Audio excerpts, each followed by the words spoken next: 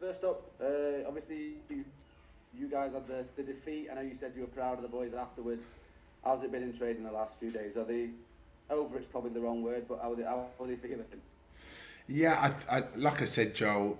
After said to them after the game, I was really proud, and I've reiterated those messages to them over the last few days. And I just said to them, look, lads, we've lost one game in 23 or 24, whatever game it was. And that's the nature that we're in. That we're gonna win games, and we're gonna lose games. I suppose a lot was made out of it because of the long sustained period of run of games that we had. But credit to them. But I said to them that you don't get to harbour much on it really, Joe, because we got another game coming up this weekend on Sunday that we got to be well rehearsed and prepared for, and we'll continue to prepare the same like we have done in the past games this season, and focus and making sure that we're giving all our energies into the game on Sunday. Was it quite a difficult game to analyse the Barnsley one because there was a lot of great playing there, and the errors that led to the defeat were, I presume, quite easy to pinpoint. Yeah, there were, and the areas to pinpoint was more like we felt. I think the thing where we were probably most aggrieved with that, I think it was more self-inflicted, more than anything. And we look back at the game, and from 22 minutes up to 80 minutes, Sheffield Wednesday were fine. We really was fine, and having to come back from 2 goals down, to pulling it back to 2-2, and having chances to get our noses in front, and of course to concede the third goal in the manner that we did, was a little bit. We were a bit perplexed with it because obviously when the ball comes in the box, it took a deflection off a couple of our defenders that we could have probably made better to get the ball clear, and drops to their player. So so it's disappointing in that sense because that's been uncharacteristic of us really this season. So we put it down as a bad day at the office, but it weren't a bad day as such because from 22 minutes up to 80 minutes we were fine, and well in the game, and looked odds on of getting something from the game. But the beauty of football, Joe, that when you least, just when you think you got things all sewn up and done, it can take a cruel turn, and certainly that was it. But looking at ourselves in that, we just felt if we'd have cut out the certain mistakes in it, which has not been us all season, we felt we'd have probably come away with a more positive result. Yeah, a bad result rather than a bad performance. Yeah. With the game coming up, obviously, I know you don't like to lose games and it's not something you want, but it does kind of take the target off your back a little bit. I know you're still Sheffield Wednesday, so the teams are still going to, it's a big game for people, but, not being able to take that unbeaten run off you, do you think that maybe helps a little bit? It could do, but our mindset and culture has always been there to win games, and that's been always been our metaphor, and we'll continue to do that, Joe. Obviously we've lost the game. We're disappointed that we did lose the game, and the next opportunity to try and put that right is on Sunday, and we focus again. We've had a good couple of days training, and we'll focus again. We'll train again tomorrow and travel, and we get ready again for a different game, and another difficult one, because obviously we know where Forest Green are at. We know in terms of they're fighting to keep themselves in the division, so we expect a very, very difficult game in their own backyard, and we know we've got to be really, really prepared and be at our level best again. Is there quite a lot of mental preparation goes into a game like Forest Green? Because obviously they're on a horrible run. I think it's 17 games without a win. I think obviously I know you won't allow it internally, but from the outside it's very much a case of Wednesday should and expected to win this game. Do you have to do a little bit of mental work with the players to make sure they don't slip into that kind of mindset themselves? Yeah, no, we've always maintained a focus, and if you look at the run of games leading up to this one, we faced loads of different obstacles, really lots, and we've come through those obstacles, and again our mindset and mentality and our preparation will be ever as detailed as we have been from day one of pre-season to now in preparing, and it won't change. So we look forward to the Forest Green game. Obviously, we know the neutrals outside will probably tip us because of the form guide. But we know in football it's never as easy as that. Really, we know we got to go and earn every win or every draw, every point we get on in this league has had to be earned. And we envisage the same on Sunday, that we're gonna go and earn it really. If we are to continue our progress and our form guide. Obviously, Duncan Ferguson, your opposite number for this one. Did you have much of a chance to play against him? Did you meet many times when you played? Yeah, we met a couple of times. You know, back in the Premier League when we were both players, and had some real good battles there. And you know, Duncan's fantastic leading number 9. You know, and I know people talk about his goal scoring and his aerial ability, but on the floor he was clean and diligent with his work and really good, and wore his heart on his sleeve and always gave his all for the cause, and I'm sure he's bringing those leadership qualities to Forest Green as a club. He probably won't be happy with probably some of the results he's had of lately, but certainly we look and see moments and things in games where they've been in games, and you know, it's been probably a fraction of probably getting away with a result. So we know that, you know, his team, they try and get the ball down, they play good football, and they've got some good individuals in there, so that carry a threat, Joe. So we've got to be ready, we've got to be detailing our work, we've got to be well prepared, we've got to be well rehearsed in terms of our work. And as I said, you know, from the midweek disappointment, you know, it's the next fixture, whoever it would be the next fixture for us to try and put it right. I imagine there were some big challenges when you two went up against each other. Yeah. I don't know what was shrieking, if the crowd was or the actual ball itself. Brilliant. Just with Duncan, have you had a chance to speak to him much since he came into the job?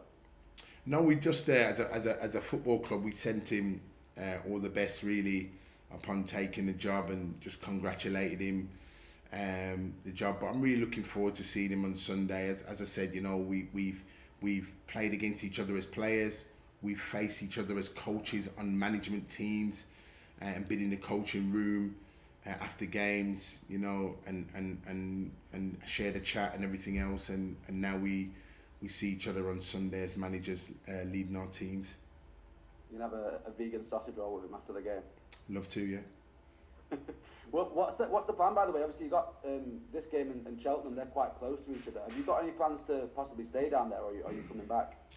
We did think about it, Joe. We did think about it with both teams being in sort of the close proximity in the area-wise, but we've decided to sort of travel back.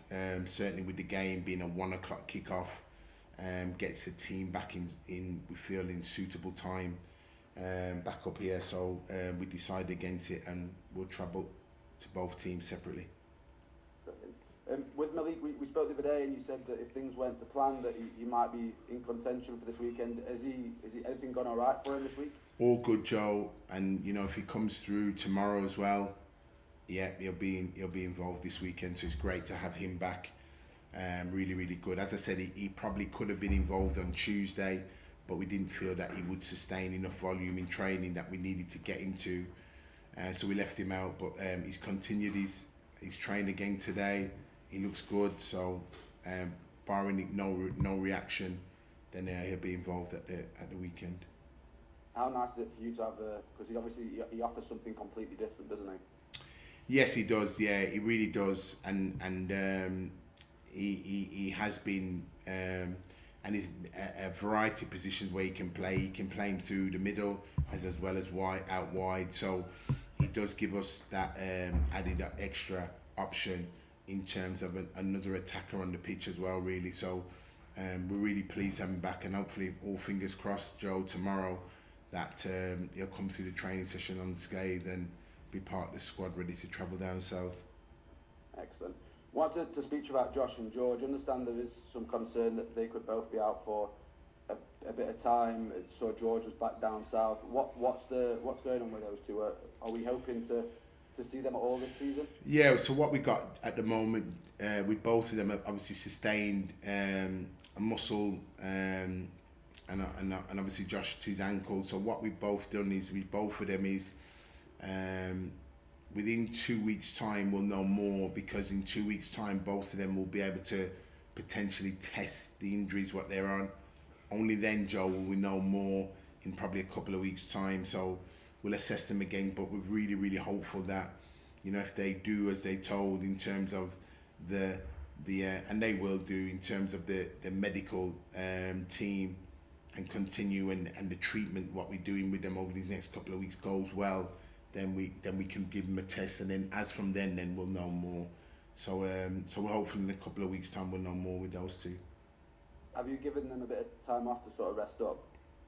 Yeah, the George is back in today, so George is here. So he's here and he'll be here. He's here today, so I saw him today. Josh had given him a little bit of time, so just to get him that rest. What he needs is just to rest, to settle it down, and that's what he's getting at the moment.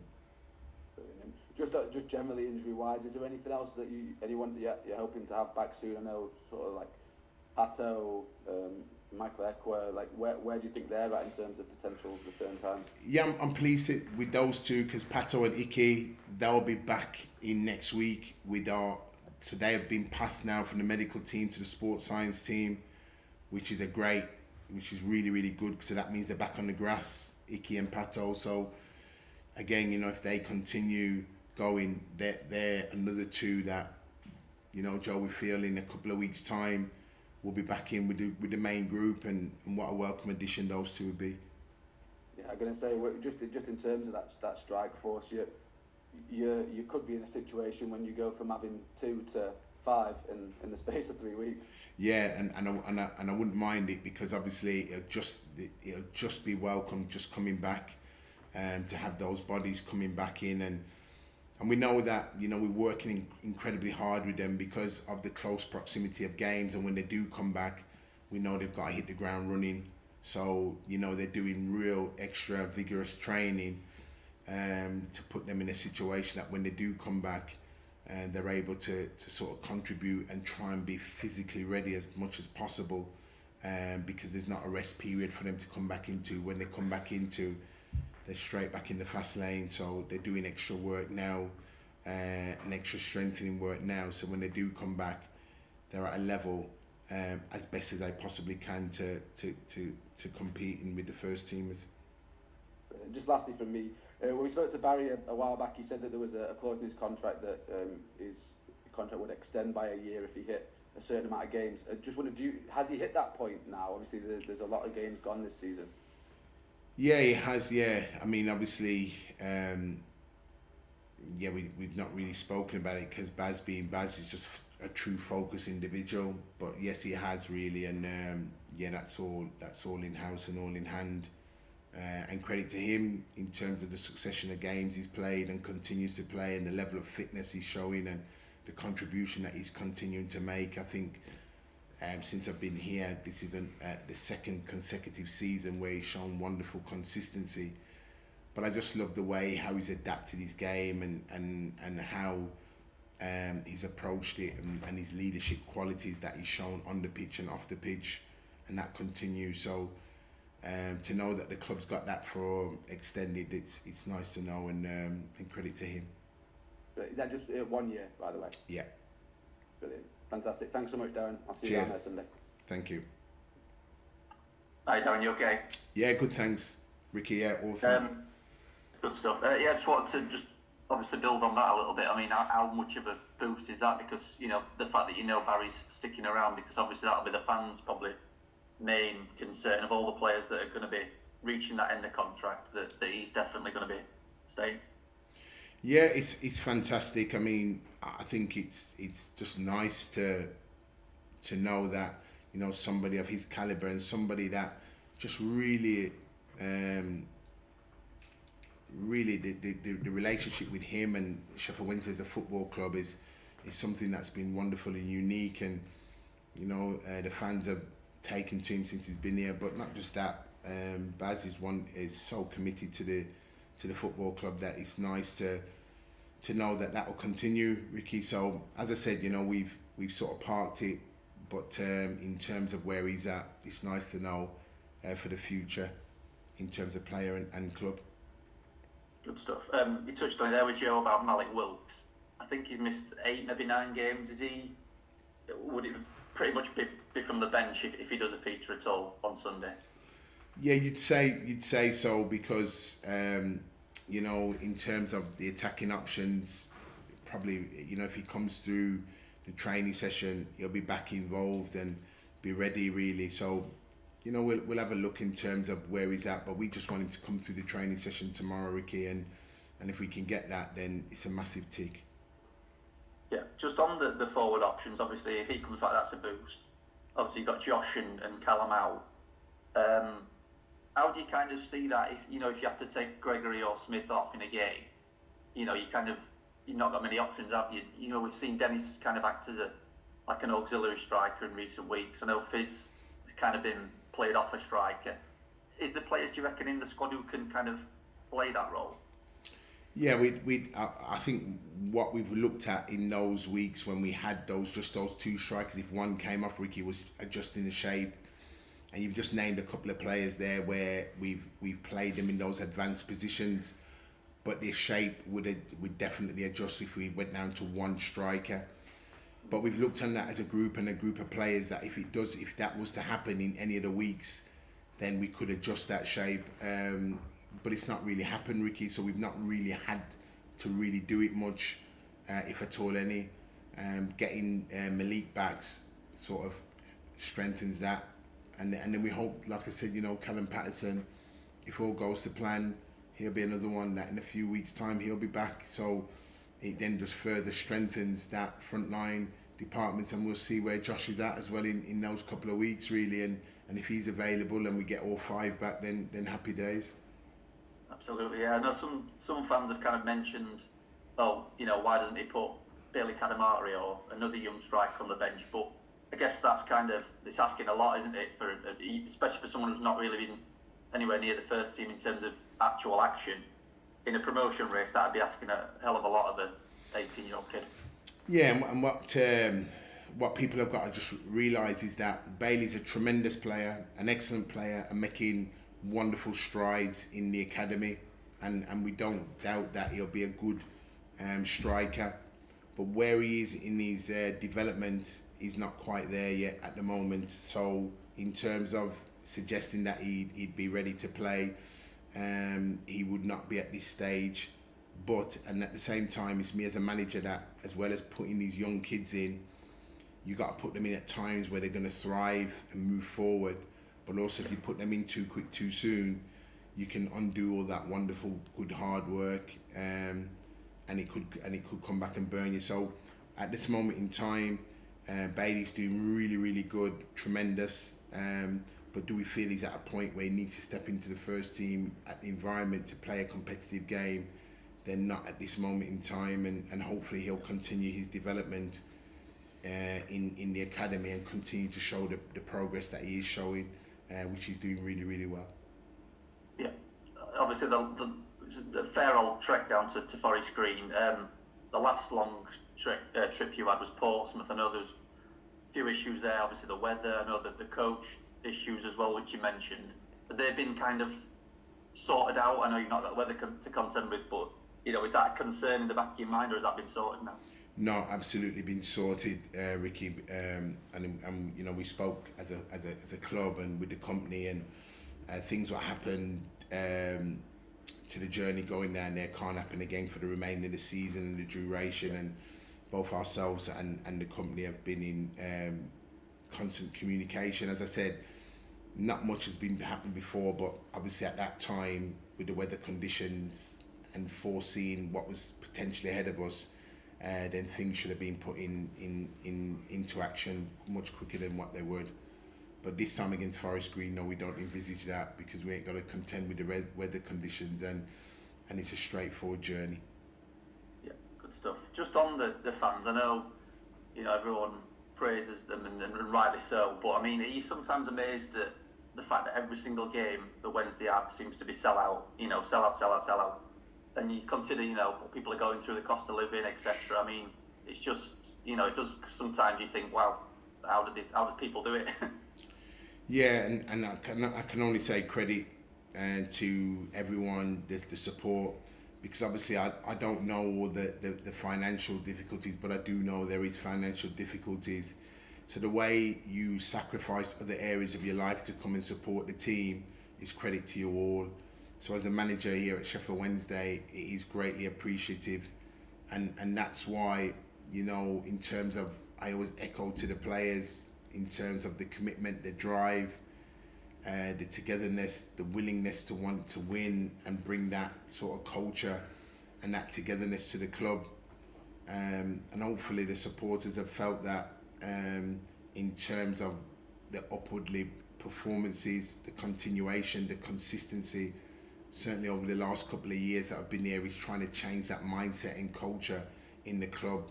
But it's a oneness really, in terms of the support from the tremendous support from the fans, and the together spirit of the players, in terms of when they go out and are playing and representing the club in those competitive matches. And since I've been here, I've not had too many performances where they've not lived up to what we should be expecting. But I'm always pushing the players. We're always driving for more. We always want more, because we have a tremendous fan base and a responsibility to the football club to do that.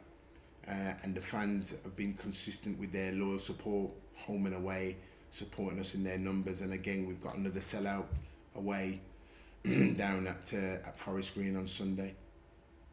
Good stuff. And just lastly from me, Bobby Dunn went to Dartford, I think yesterday or the day before. What was the reasoning behind that, or the decision to sanction that? Yeah, we just feel at this stage now, with some of the younger players coming out now of contract, I think, if they're not going to be kept on here at Sheffield Wednesday, we feel with the season still at probably just short of a couple of months, it gives them the opportunities to go on trial and go elsewhere, and they will get the opportunity because of being associated with Sheffield Wednesday.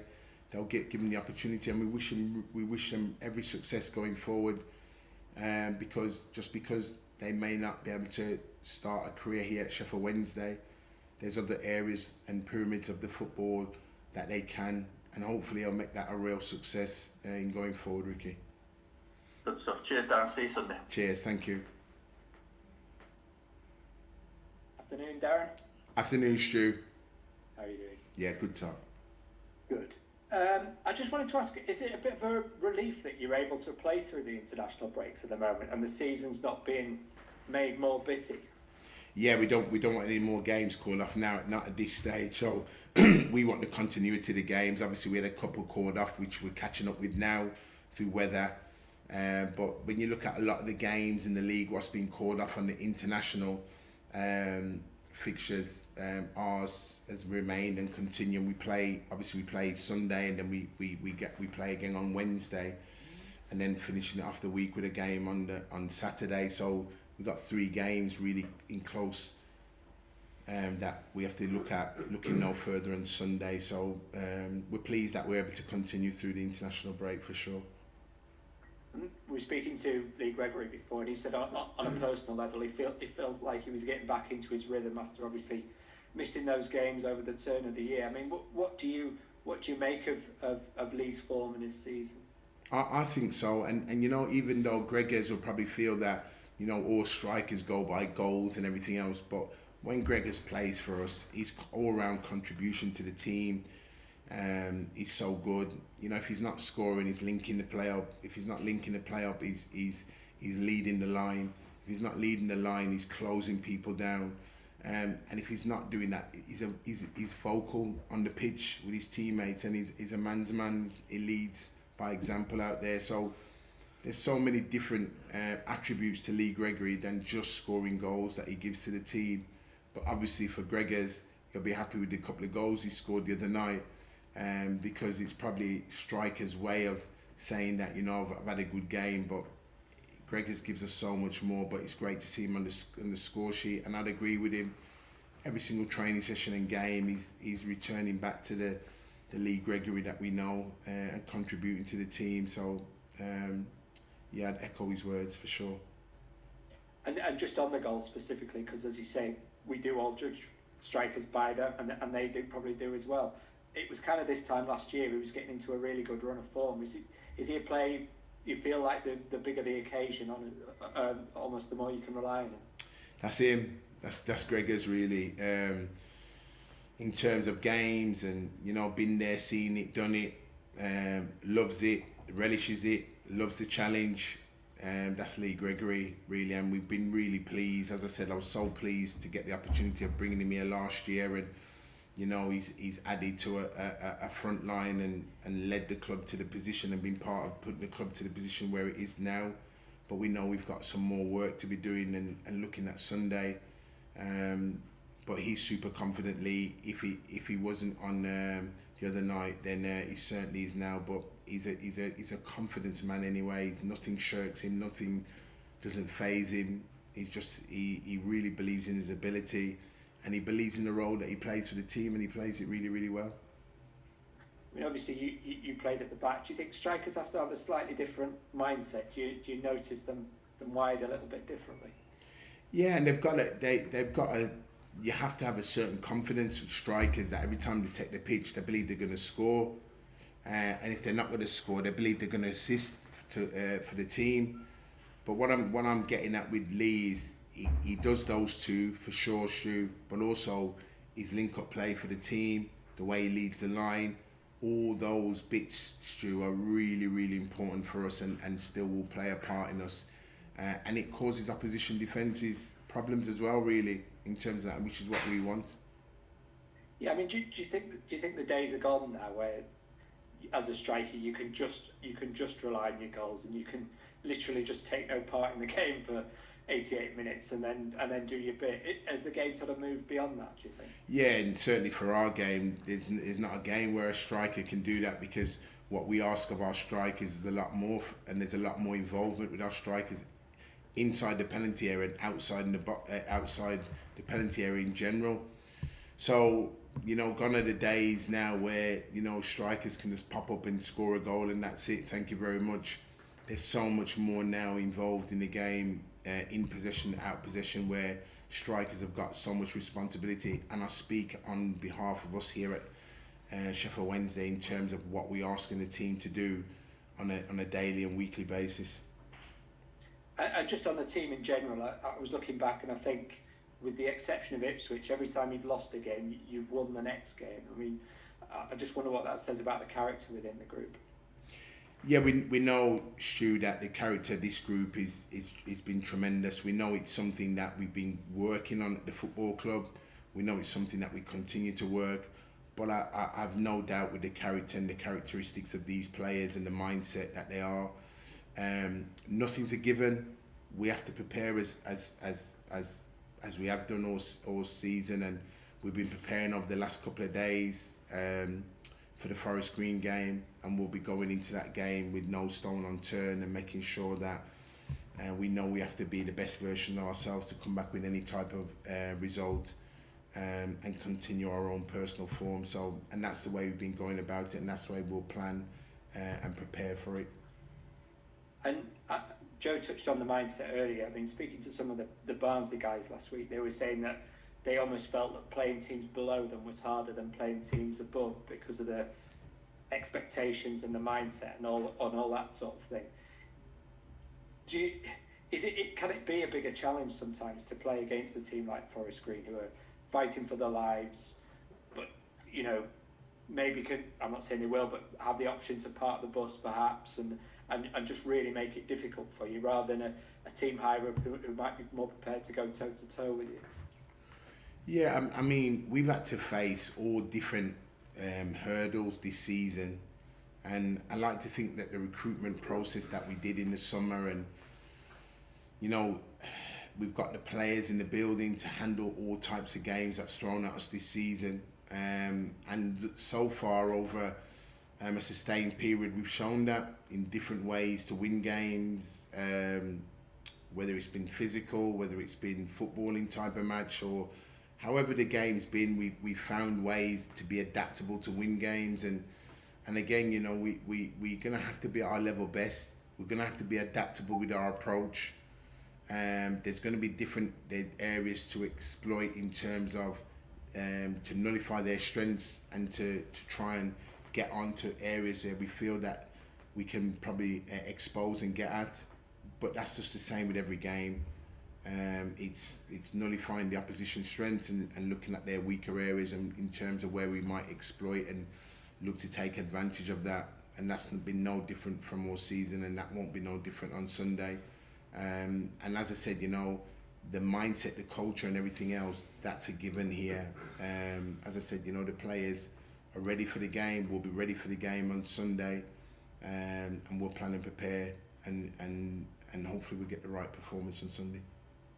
And it's 2 games in a week on TV, which is unusual at this level. Yeah, I mean, do you think that brings a little bit extra out of both sets of players, that just extra motivation of wanting to impress? Yeah, and I can understand it. Obviously, you know, being at this club at the level that we are in terms of, you know, getting TV exposure and everything else. I'm just really pleased. It's another game where it gives the third tier of football another, the outside public another advantage of seeing it. I would imagine for the neutralists, it would have been a wonderful game to watch on midweek. And let's hope that the game sort of plays out in that right temperament again. It's another wonderful advert for third tier of English football, and show what the level of quality is in the division. And I'm sure both teams will be looking at that. Excellent. Well, good luck with it. Hope it goes well. Thank you. Cheers, Stu. Thank you.